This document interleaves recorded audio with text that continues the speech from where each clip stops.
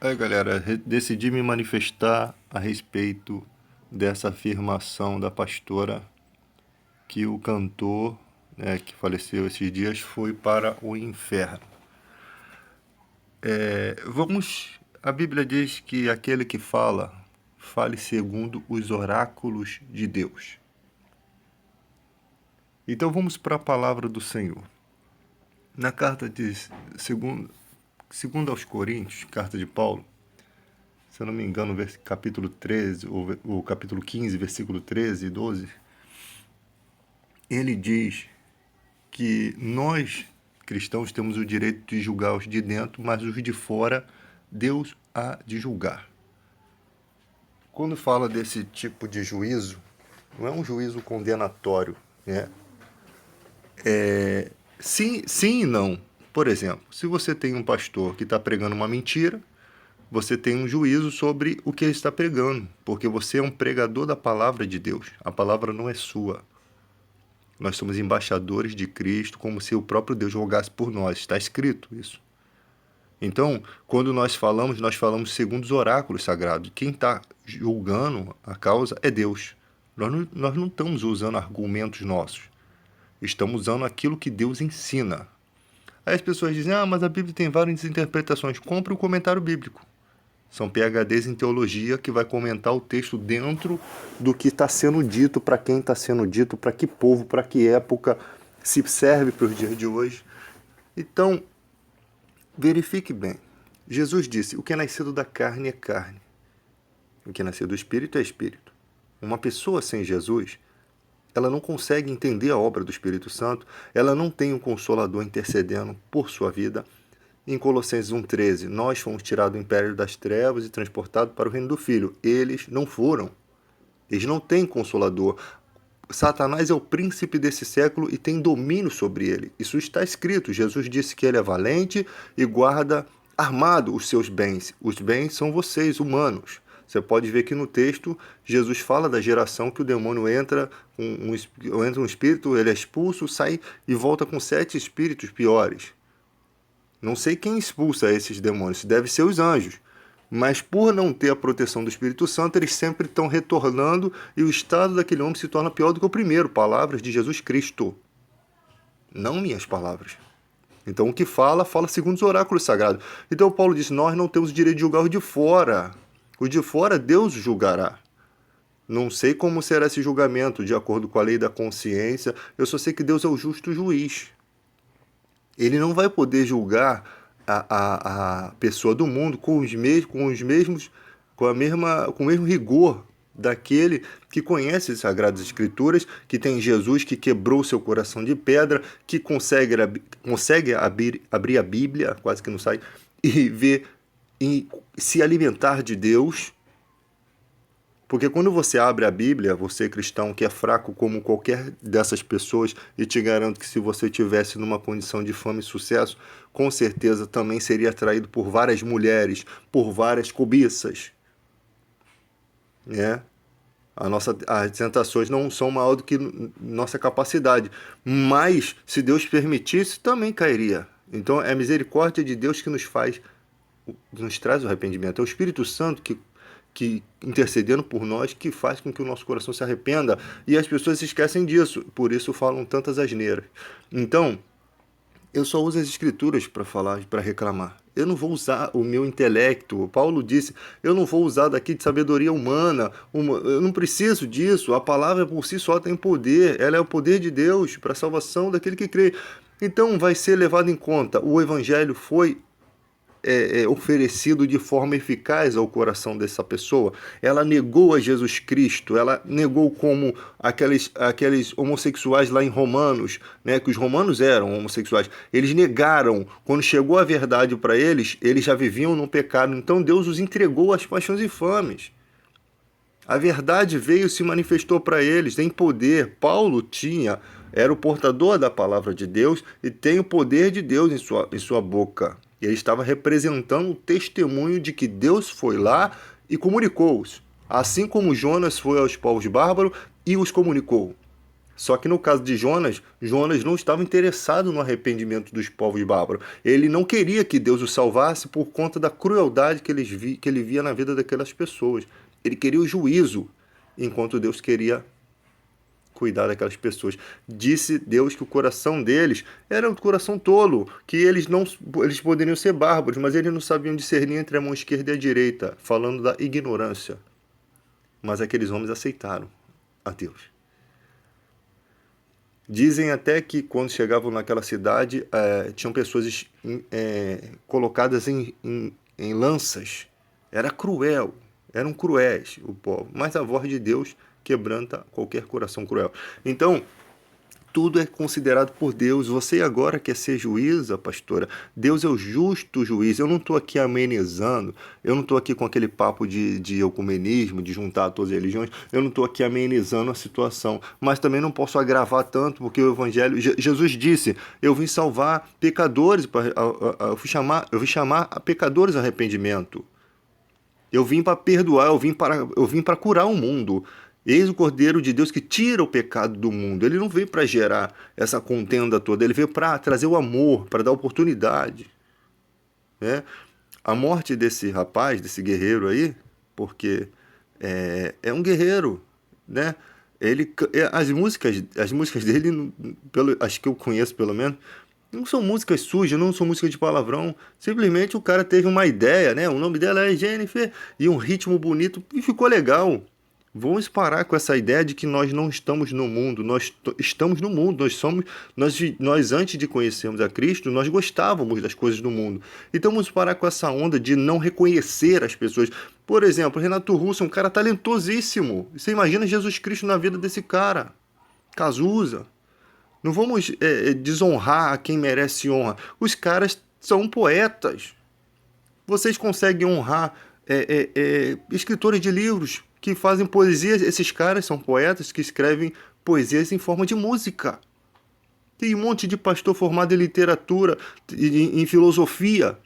Para quê? Se a palavra de Deus tem tanto poder, é o poder máximo. Porque às vezes o cara quer se gabar de que também é formado em filosofia. Ele não se conforma em ser apenas formado em teologia. Então, se gosta de filosofia, não é pecado nenhum.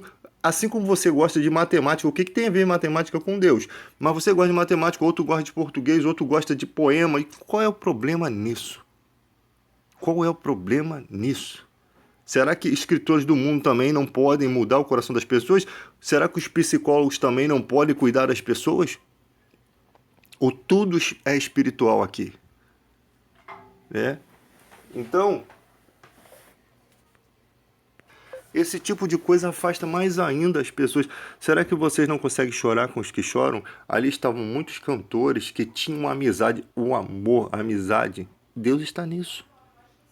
Tem gente que ganha significado na vida, que começa a refletir sobre a sua vida no luto de outra pessoa. A Bíblia diz, é melhor estar na casa do luto do que onde há banquete.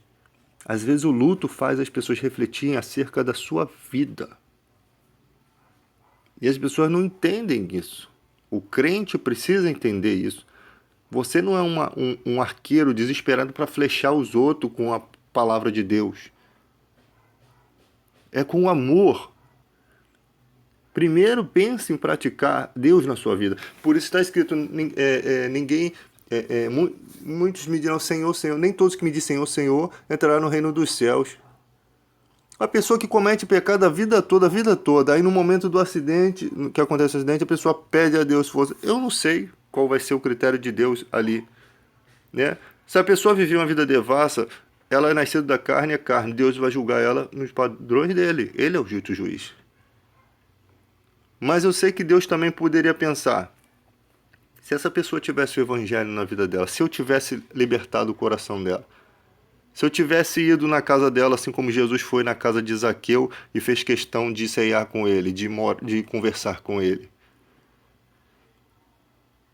Às vezes a pessoa fala assim, não, a gente falou de Jesus, tá? Aí você levou ele para onde? A Igreja Universal. Chega lá uma petição de dinheiro infernal. Tomara que tenha ido no dia de um culto que não tenha tido essas coisas. Não estou dizendo aqui, galera, que as igrejas são sempre isso. As igrejas pertencem a Deus. Aqui não tem colírio, Você vê as cartas de Apocalipse, as igrejas não tinham erros, elas não deixavam de ser de Deus. Eu estou dizendo aqui que muitas vezes a pessoa vai na tua igreja e ela se escandaliza com alguma coisa. E você pensa que está pregando Jesus e não está. Por isso que a igreja tem que consertar o que tiver errado. Tá? Ninguém é perfeito. A igreja de Cristo não pode ter mácula, não pode ter mancha. Se quer testemunhar a Cristo, não pode. Tinha igreja que fazia tudo certo e Deus disse assim, mas tem uma coisa contra ti. Abandonaste o primeiro amor. Tava tudo certo na igreja, mas o primeiro amor não tava. Então, vamos refletir. Tinha umas que tinham aparência de rica, lá nas casas do Apocalipse, mas era pobre, miserável, cego e nu, precisava comprar colírio. Tinha umas que tinha tudo para dar certo, mas ainda ouvia a profetisa Jezabel. Eu penso na igreja Adventista do Sétimo Dia, que tem muita coisa bacana, mas aí vai ouvir Ellen White com as profecias doidas de que tomar café é pecado, sabe? Umas loucuras, cara, umas coisas de velha caduca. Então, graças a Deus, Deus me deu sobriedade para falar sobre isso. Eu posso falar de qualquer... Eu posso falar de qualquer religião, mas eu vou respeitar. Eu vou criticar o erro, mas vou respeitar. Infelizmente, como Paulo disse, se você crê dessa forma, Deus o esclarecerá. O que eu posso fazer é contradizer alguma coisa de acordo com a palavra de Deus. Nesse caso aqui, não é justo uma pastora dizer isso. Nenhum obreiro diria isso. A pessoa foi para o inferno. Daqui a pouco vem alguém profetizando que o cara está lá no inferno. Algumas pessoas, né, do mundo esotérico, aí, sei lá, esses esquemas doidos aí. A pessoa místico, né, o mundo místico. Mas ele está no purgatório, mas ele está se recuperando. Pessoas que têm mensagem do além. Gente, cara, isso é uma doideira. É uma loucura. Nunca que Deus ia deixar essa confusão na mente. Né? A necromancia, a arte de... Aquele negócio de consultar os mortos em detrimento dos vivos sempre foi abominação na Bíblia. E não vai deixar de ser abominação. Né? Então, galera, preste atenção nisso. A palavra de Deus ela tem que ser gerada em nosso coração para a gente aprender a amar as pessoas e compreender que elas estão do outro lado espiritual. Elas ainda estão sob os domínios de Satanás. É isso as escrituras que dizem, não sou eu. Então, se falta compreensão, você se lembra de quando você não era cristão, que também você não gostava de vir à igreja, não gostava de louvor, seu coração era totalmente inclinado às coisas do mundo, é exatamente isso. Aí você gostaria que você morresse ali e Deus te condenasse de qualquer forma? Mas Deus te deu tempo para você conhecer Jesus e ainda com Jesus tem muita paciência com a sua vida. Comece a usar o padrão de perdão de Deus para contigo para que você tenha misericórdia para o próximo, com o próximo. Você foi perdoado de uma dívida muito grande, às vezes está cobrando dívida pequena dos outros. E tem gente no mundo que tem um testemunho mais bonito pelas obras. Não que eu estou falando que isso vai garantir salvação, mas se Deus olhar para a vida dele, vai ver pelas obras a grande fé que ele tem. Porque Cornélio era um homem que não tinha o Espírito Santo, que não tinha o conhecimento de Jesus Cristo, e mesmo assim andava temente a Deus. Eu acho, sabe o que eu acredito? Que o diabo vê que não consegue entrar com tudo no coração dessas pessoas, elas matam. Ele mata, ele de alguma forma destrói a vida delas. Ele vem roubar, matar e destruir. Por quê? Porque ele não consegue fazer aquela pessoa se inclinar para o erro. É tipo aquele cara que entra no tráfico de droga, mas o cara não consegue ser mal. O diabo ceifa. E o que está mal vive por quê? Porque Deus tem misericórdia para poder salvar. Eu não sei que tipo de jogo de futebol que há entre Deus e o diabo. Eu só sei que Deus, ele é campeão de todas as partidas. Eu não sei como é que funciona a coisa espiritual, mas eu só sei como diz as canções. Os bons morrem antes, os bons morrem jovens. Realmente, pessoas boas se vão e as ruins vão ficando. Por quê? Porque as ruins precisam ser curadas. Talvez seja isso. E as boas se vão. O diabo não consegue executar os seus planos. Você tá no território dele. Você não foi tirado do império das trevas, Colossenses 1,13. Você não foi selado pelo Espírito Santo. Você está no território dele. Nada que você faça pode vencê-lo. As suas armas físicas, os seus pensamentos, as suas filosofias e ideias não têm poder contra ele. Só o Evangelho de Cristo seria o seu poder. Você está subjugado. Ele pode fazer o que quer com a sua vida. Então, Jesus ele vem nos convidando a ser tirado do império das trevas, Colossenses 1,13. Né? Nos alegramos com Deus porque nos fez idôneos de participar da herança dos santos na luz. 1 João 1,12. A todos quanto receberam, deu-lhes o poder de serem feitos filhos de Deus, a saber os que creem no seu nome. Então, receber Jesus no seu coração, convidar, às vezes é um pouco difícil para quem tem uma vida concorrida pelas coisas materiais. Você imagina, pense você, cara, seja racional, você com todo o dinheiro, fama, um monte de mulher bonita que nunca nem sequer você imaginou em ter, dando mole para você aí. Como é que seria? Pense, seja racional, seja humano. Pense, como é que seria? Será que você ia suportar? Será que você ia dar o testemunho cristão mesmo? Não estou falando que todas as pessoas iriam cair, porque eu sei que Deus é capaz de dar força. Mas foi exatamente por isso que Jesus falou: dificilmente um rico entrará no reino do céu. É mais fácil um camelo passar por um fundo de uma agulha do que um rico entrar no reino do céu. E quando ele está dizendo isso, não quer dizer entrar no céu, é no reino que começa aqui na terra. E quem pode ser salvo, Senhor? Para o homem é impossível, mas para Deus tudo é possível. As dificuldades, Deus olha as coisas que se opõem à vida de uma pessoa, as coisas que se colocam no caminho delas, para que elas não enxerguem a luz que é em Cristo. Paulo disse isso: Satanás cega os entendimentos dos incrédulos para que não enxergue a luz que é em Cristo. Ele faz tudo para que você não enxergue essa luz. Ele faz de tudo. E o seu coração também não ajuda em porcaria nenhuma, né? O coração é desesperadamente corrupto.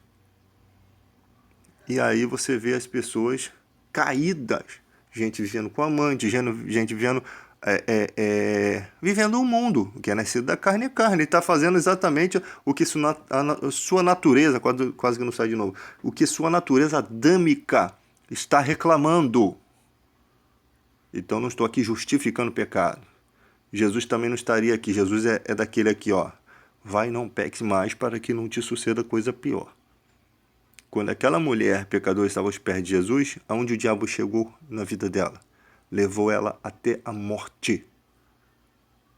Caminhou com ela até a morte. Os desejos do coração dela. Ela foi seguindo, foi se prostituindo, enquanto estava ali ganhando dinheiro, ganhando, de repente, prazer, ganhando alguma coisa, né? E algumas mulheres entravam na prostituição porque eram forçadas, porque naquela época as pessoas se separavam de qualquer forma, né? Como por isso que Moisés deu carta de divórcio, porque os maridos abandonavam a mulher ao vento por qualquer coisa, e a mulher não conseguia casar e não conseguia se sustentar e se inclinava para isso daí, para poder sobreviver, né? Estava errado, mas Deus sabe que se ela tivesse uma oportunidade de vencer na vida de uma forma diferente, né, ela poderia. Não estou falando aqui de pessoas que se prostituem para fazer universidade, não. Estou falando de pessoas que estão se prostituindo porque não tem comida e nem sustento. Até aquela prostituta Raabe lá, a coragem dela, arriscou a vida dela para esconder os espias lá dentro do poço. Deus honrou. E é citado o nome de uma prostituta na Bíblia. Pare com essa ideia idiota de que Deus despreza as pessoas. Deus é acolhedor, Deus olha o coração, Ele vê quem é a pessoa por dentro. Não é como a gente, né? E nem como esse carro da galinha choro que passa na hora da minha pregação. Então, galera, é assim, o evangelho é simples, é muito fácil, é tratável, é puro o evangelho, é amável, mas transformar o nosso evangelho em covil de cobra, de ladrões, salteadores. É por isso que o mundo não se converte, é por isso que o mundo não aceita Jesus. Não é por conta só do mundo, não. A igreja tem sua parte de culpa. Os cristãos têm sua parte de culpa quando dizem que os maiores caloteiros são da igreja. Os cristãos têm culpa de fazer arminha dentro da igreja e apoiar um presidente que apoia torturadores, que vota contra os direitos das domésticas. Os cristãos são culpados. É a geração que estamos vivendo. Deus está mostrando nitidamente. Vocês estão vivendo no lixo espiritual e estão pedindo avivamento. É um monte de parafernália, de palhaçada dentro da igreja. Pula-pula, profecias falsas, Deus me revelou quando Deus não disse nada. Quem sabe, quem está em juízo, somos nós. E não só o país, somos nós crentes.